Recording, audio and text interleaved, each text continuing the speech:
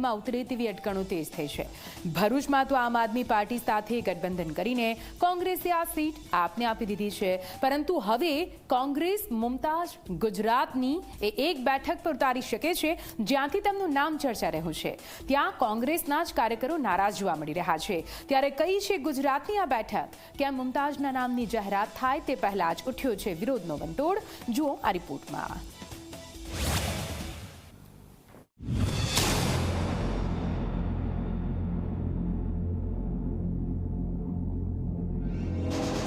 અહમદ પટેલના પરિવારને કોંગ્રેસ આપશે સન્માન?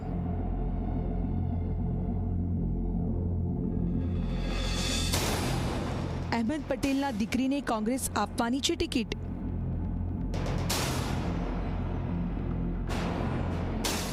ગુજરાતમાંથી જ મુમતાજને મેદાને ઉતારશે કોંગ્રેસ? ભરૂચ નહીં તો હવે ક્યાંથી કોંગ્રેસ આપશે ટિકિટ?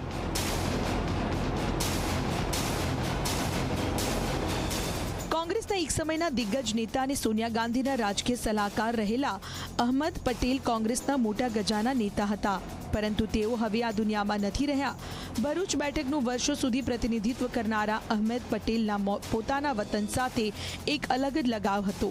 આ જ લગાવનો ફાયદો લેવા માટે અહમદ પટેલના પુત્ર ફૈઝલ પટેલને ભરૂચથી લોકસભા લડવી હતી, પરંતુ કોંગ્રેસે આપ સાથે ગઠબંધન કરીને બેઠક આપના ચૈતર વસાવાને આપી દીધી, જેના કારણે ફૈઝલ ઘણા જ નારાજ થયા। એવી પણ શક્યતા છે કે ફૈઝલ કદાચ અપક્ષ પણ ઝંપલાવે। તો આ બધાની વચ્ચે હવે એક નવી ચર્ચાઓ શરૂ થઈ છે। અહમદ પટેલના પરિવારની નારાજગી દૂર કરવા માટે કોંગ્રેસ અહમદ પટેલના દીકરી મુમતાઝ પટેલને લોકસભાની ટિકિટ આપી શકે છે। ભરૂચ તો આપને આપી દેવાઈ છે, પરંતુ કોંગ્રેસ મુમતાઝ પટેલને દક્ષિણ ગુજરાતની એક બેઠકથી મેદાનમાં ઉતારી શકે, અને આ એવી બેઠક જે ભાજપનો ગઢ છે। ગઢ જ નહીં, સમગ્ર દેશમાં સૌથી વધારે લીડથી 2019ની ચૂંટણીમાં ભાજપના ઉમેદવાર જીત્યા હતા, અને ભાજપના મોટા નેતા હાલ આ બેઠકથી સાંસદ છે। આ બેઠક એટલે નવસારી બેઠક। હા, નવસારીથી કોંગ્રેસ મુમતાજને મેદાનમાં ઉતારવા માંગે છે, પરંતુ જ્યારથી આ ચર્ચાઓ શરૂ થઈ ત્યારથી નવસારી કોંગ્રેસમાં જ વિરોધનો વંટોળ ઉઠ્યો છે। જિલ્લા કોંગ્રેસ પ્રમુખે પણ મુમતાજને નવસારીથી ન લડવું જોઈએ તેવી આડકતરી રીતે કહી દીધું છે।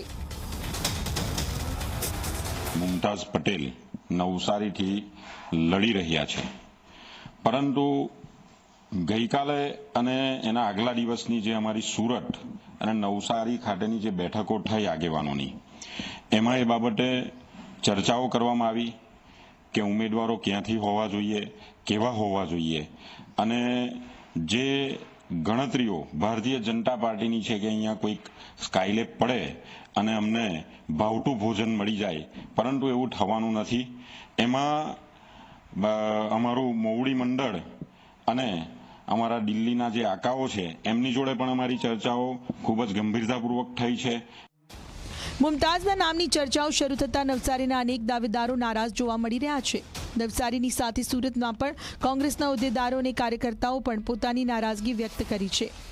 હાલ નવસારી કોંગ્રેસના જે પ્રમુખ છે તે શૈલેષ પટેલ પણ એક દાવેદાર છે। તેમણે કહ્યું છે કે મુમતાજ પટેલ સામે ઉજ્જવળ ભવિષ્ય છે, તેમણે અહીંથી લડવું કે નહીં તે તેમને વિચારવાનું છે। મુમતાઝબેન પણ એ વાતથી વાકેફ છે કે અહીંયા લડવું કે નહીં લડવું અને લડવાથી એમના ભવિષ્ય પર શું અસર આવશે।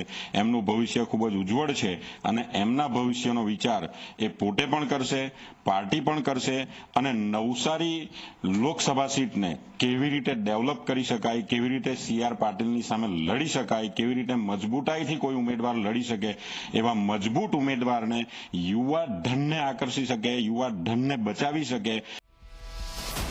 તો ઝી24 કલાક સાથે મુમતાઝ પટેલે ટેલિફોનિક વાતચીત કરી હતી, તેમાં તેમણે નવસારીથી ચૂંટણી લડવાની તૈયારી બતાવી। અમારી સાથેની વાતચીતમાં તેમણે સ્પષ્ટ કહ્યું કે જો પાર્ટી મને ટિકિટ આપશે તો હું નવસારીથી મેદાનમાં ઉતરવા માટે તૈયાર છું। જો કે કેમેરા સામે આવીને વધારે ખુલીને બોલવાનો તેમણે ઇનકાર કર્યો હતો। જો મુમતાઝ નવસારીથી મેદાનમાં ઉતરે તો તેમણે ભાજપના CR પાટીલનો સામનો કરવો પડશે। નવસારીથી મેદાનમાં ઉતરવું કોંગ્રેસના કોઈ પણ ઉમેદવાર માટે આસાન નથી, કારણ કે આ બેઠક ભાજપનો મોટો ગઢ છે, અને પ્રદેશ ભાજપના પ્રમુખ CR પાટીલ નવસારીથી ભાજપના ઉમેદવાર છે, અને છેલ્લી 3 ટર્મ એટલે કે 2009, 2014 અને 2019થી તેઓ સાંસદ છે। 2019માં તો પાટીલ દેશમાં સૌથી વધારે લીડથી જીત્યા હતા. 2019માં પાટીલ 6,89,688 મતથી વિજયી બન્યા હતા. આ પહેલા 2014માં પાટીલ 5,58,116 મતથી જીત્યા હતા. આ પહેલા 2009માં પણ 1,32,643ની લીડથી જીત્યા હતા. એટલે કે નવસારી બેઠક CR પાટીલનો ગઢ છે. જો મુમતાઝ પટેલ નવસારીથી મેદાનમાં ઉતરે તો તેમના માટે કપરા ચઢાણ નક્કી હશે, પરંતુ જોવાનું એ રહેશે કે કોંગ્રેસ તેમને ટિકિટ આપે છે કે નહીં. Bureau report, Zee media.